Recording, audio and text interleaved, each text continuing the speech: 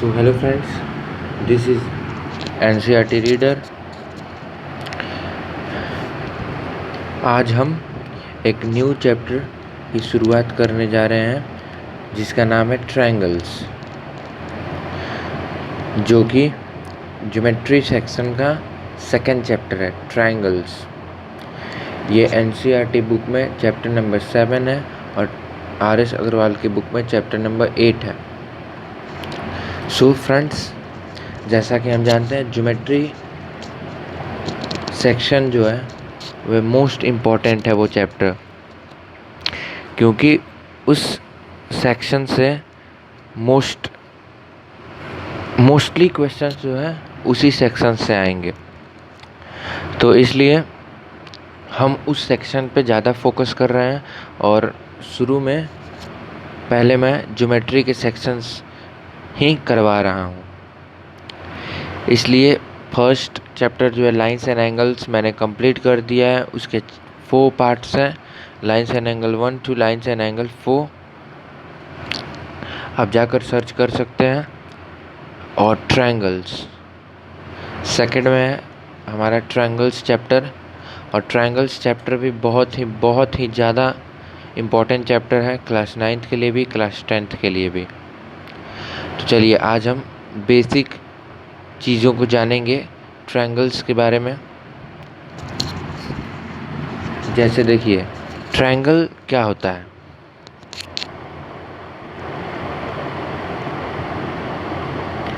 ये एक ट्रायंगल है जिसका नाम है ABC। तो इसको हम कैसे लिखेंगे? इसको हम लिखेंगे ट्रायंगल ABC। इसका नेम हो गया। और इसका डेफिनेशन कैसे लिखेंगे? A plane figure bounded by 3 line segments is called triangle. This is a plane figure bounded by 3 line segment AB, BC and CA. So this is called a triangle. It has 3 vertices, namely A, B and C. It has 3 sides, namely AB, BC and AC.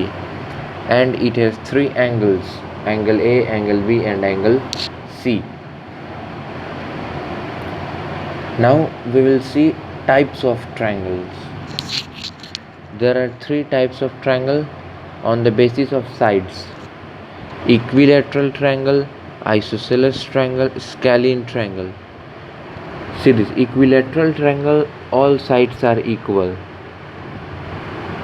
AB equal to BC equal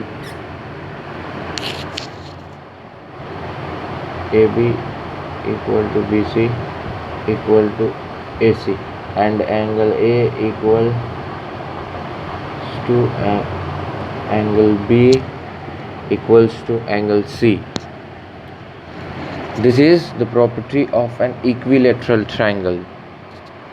After that, isosceles triangle. In isosceles triangle, 2 sides are equal. 2 sides and 2 angles are equal. Suppose AB equal to AC. This is an isosceles triangle in which AB equal to AC. Suppose AB equal to AC, then AB opposite angle is angle C, then angle C, and AC opposite angle is angle B. Angle C equals to angle B. It means this is a theorem. ये एक theorem है जो हमें पढ़ना है, आगे इसे proof भी करना है। लेकिन मैं अभी बता दे रहा हूँ कि जो भी 2 साइड्स इक्वल होंगे किसी भी ट्रायंगल में, उसके अपोजिट दोनों एंगल्स भी इक्वल होंगे। सिंपल है। और स्केलिन, ये मैंने बताया आइसोसेलेस ट्रायंगल का, और स्केलिन ट्रायंगल को मैं बता दे रहा हूँ, ना ही उसमें कोई साइड्स इक्वल होता है और ना ही उसमें कोई एंगल्स इक्वल होते हैं। ठीक है,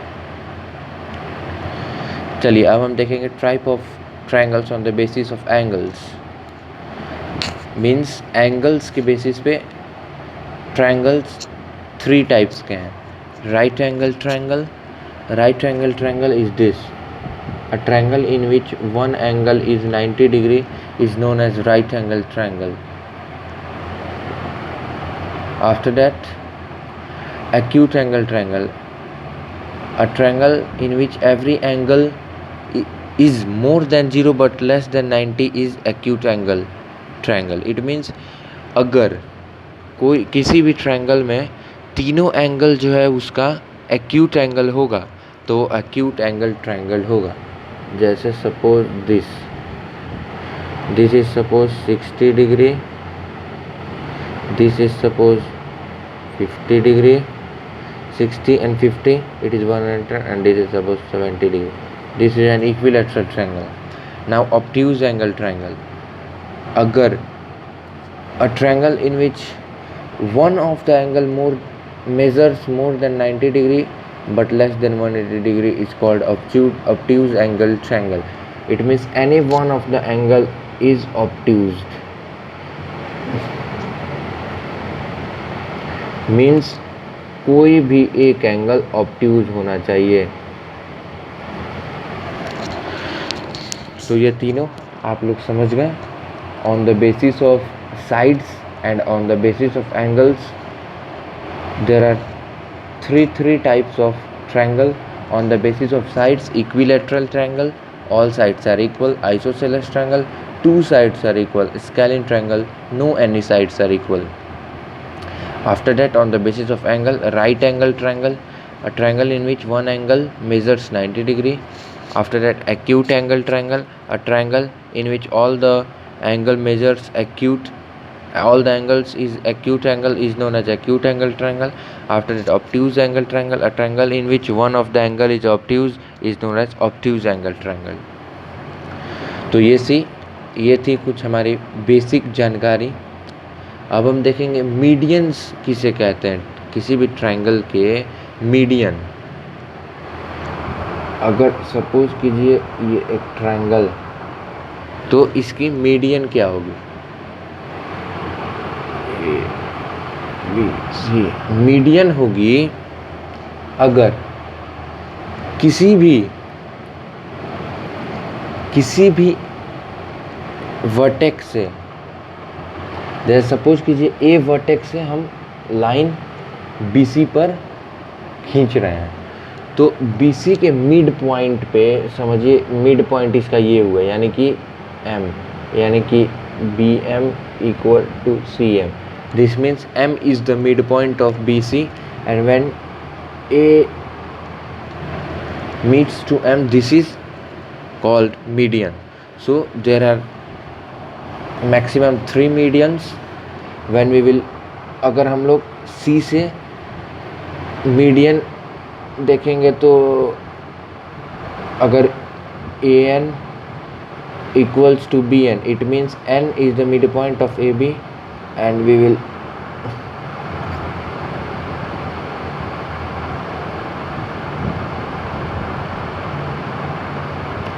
so CN is also median, and let this also is the median.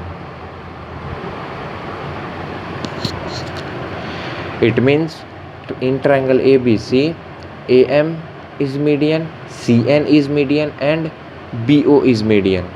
And this point which is called D is known as centroid.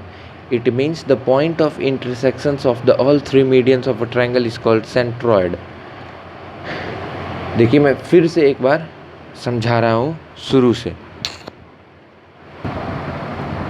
देखिए आप एक बार फिर से समझेंगे मीडियंस के कंसेप्ट को. अभी मैंने 6 टाइप्स के ट्रायंगल्स बताए हैं. 3 on the basis of sides and 3 on the basis of angles. And now we are going to understand what is median. Suppose this is a triangle A B C. Suppose मानिए कि एक A B और C एक triangle है. तो A vertex से अगर BC के मिड पॉइंट पे कोई लाइन आता है तो वो AM जो है मीडियन हो गया ट्रायंगल ABC का। फिर अगर B से कोई भी B वर्टेक्स से कोई भी लाइन अगर AC के मिड पॉइंट पर जाके मीट करता है तो वो भी मीडियन हो गया ट्रायंगल ABC के। और अगर C से भी जाके AB के मिड पॉइंट पे लाइन कोई भी मिलता है तो वो भी ट्रायंगल ABC का मीडियन हो गया। तो एक ट्रायंगल में मैक्सिमम 3 मीडियंस हो सकते हैं। इस ट्रायंगल्स में हम देख रहे हैं 3 मीडियंस है AM, CO एंड BN। और स्टूडेंट्स जो D पॉइंट है इट मीन्स जहाँ तीनों मीडियन मीट है, इंटरसेक्शन है तीनों मीडियंस का, वो पॉइंट D है।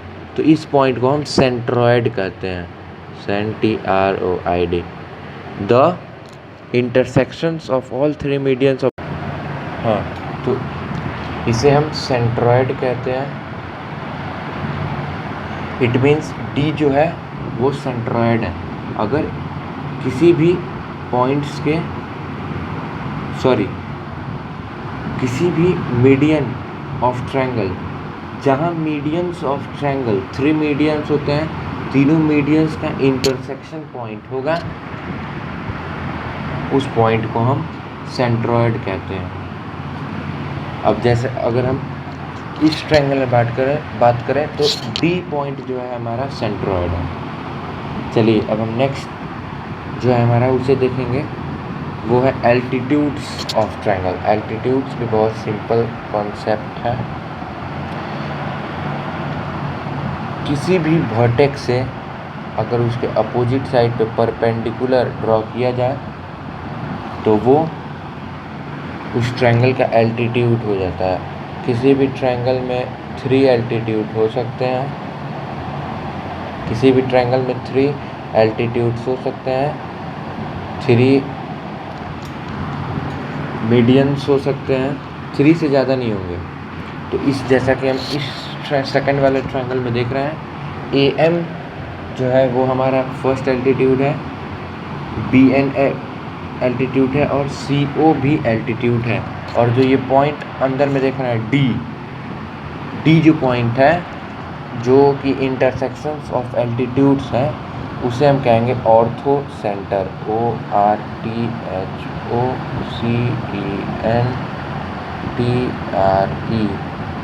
ऑर्थो सेंटर जो है हमारा पॉइंट D है।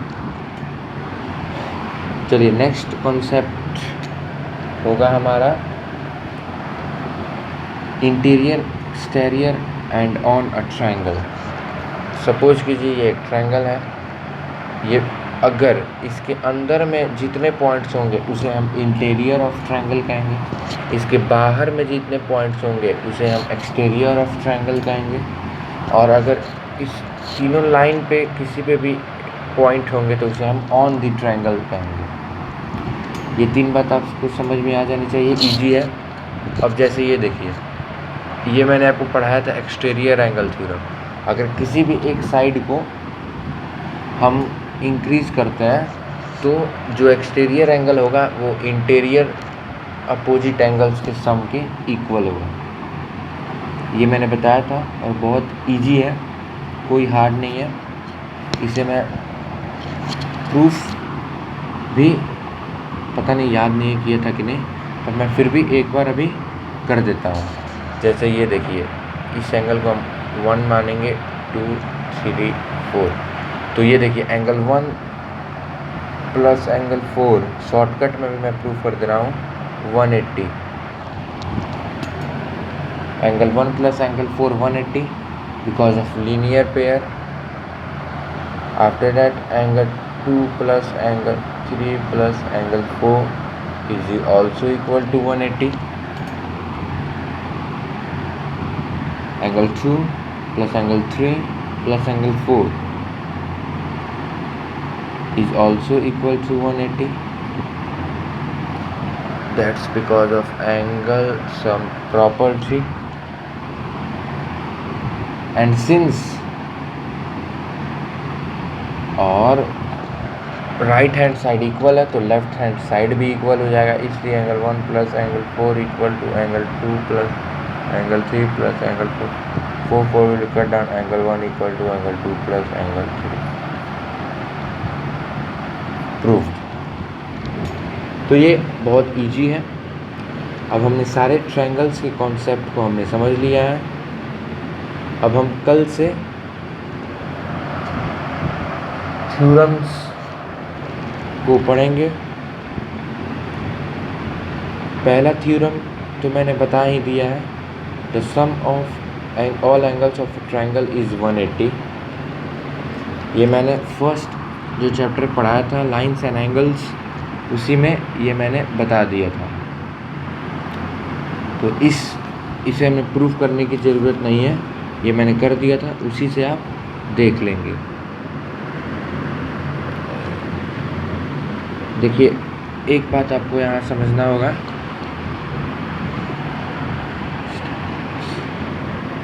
कि अगर ये एक्सटीरियर एंगल है, तो ये कभी भी इंटीरियर अपोजिट एंगल से बड़ा होगा, जैसे ये 1 जो है 2 से बड़ा होगा, 1 जो है 3 से भी बड़ा होगा, 1 जो है 4 से भी बड़ा होगा। एंगल 1 जो है वो एंगल 2 से भी बड़ा होगा, एंगल 3 से भी बड़ा होगा और एंगल 4 से भी बड़ा होगा। ये कॉन्सेप्ट आप जान लीजिए। चलिए अब हमारा RS अग्रवाल का जो फर्स्ट एक्सरसाइज है वो ईजिली सॉल्व हो जाएगा। NCERT में मैं देख रहा हूँ कुछ एक्स्ट्रा होगा तो मैं बता दूँगा। देखिए कॉन्ग्रुएंसी हम कल पढ़ेंगे और NCERT में कॉन्ग्रुएंसी ही है फर्स्ट एक्सरसाइज, तो कॉन्ग्रुएंसी में हम कल पढ़ेंगे। अभी आप RS अग्रवाल का एक्सरसाइज नंबर 1 बनाइए, इजी है, बहुत इजी है, ये आप बना सकते हैं। जो मैंने अभी कंसेप्ट बताया उसी पर है, सारा उसी पर है। तो चलिए हमारा फर्स्ट वीडियो दोस्तों यहीं पे समाप्त होता है। ये हम ट्रायंगल्स चैप्टर पढ़ रहे हैं। आज इंट्रोडक्टरी डे था ट्रायंगल्स का। अब कल से हम जो है कॉन्ग्रुएंसी रूल को पढ़ेंगे कल।